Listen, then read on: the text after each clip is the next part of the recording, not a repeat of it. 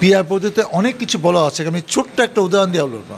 তখন কোনো কারণে সিদ্ধান্ত হলো যে আওয়ামী লীগ নির্বাচনে আসবে, আওয়ামী লীগ ইলেকশন করলে 10-15-20টা সিট পাবে কিনা জানি না, কিন্তু আওয়ামী লীগ পিআর পদ্ধতিতে আওয়ামী লীগ 60-70-80টা সিট পেয়ে যেতে পারে। এটা কি আপনারা চান? এটা কি এই দেশে ভোটাররা চায় না? তাহলে সেটা কেন হবে?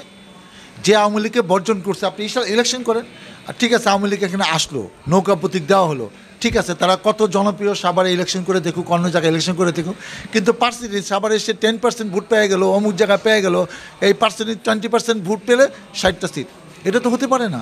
আরেকটা হচ্ছে এমন একটা ছোটো দল, সে সারা বাংলাদেশে 2% ভোট পেলো, তারা হয়তো 20 বছরে 40 বছরে কোনো দিন হয়তো এমপি হবে না, তাকে আমি 6টা সিট দিয়ে দেবো?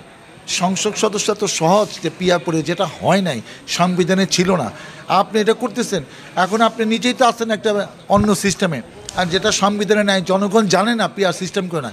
একটা শেষ উদাহরণ দেয়, সাভারে আপনি ভোট দিলেন, ধরেন এখানে ধানের শীষ মার্কা পাশ করলো, কিন্তু আলোচনা ভিত্তিতে এখানে জামাতে ক্যান্ডিডেট বলে যেন আমাদেরকে সাভারের সিটটা দিতে হবে, এটা কি জনগণ মেনে নেবে? এটা কি হয় নাকি?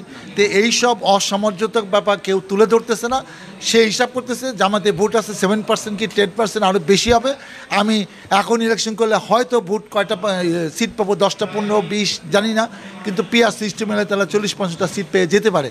তাদের স্বার্থে, তাদের সুবিধা, এটা তাদের দলের সুবিধার জন্য তারা হচ্ছে, জনগণের সুবিধা এখানে আসলে আদৌ আছে কিনা আমি জানি না।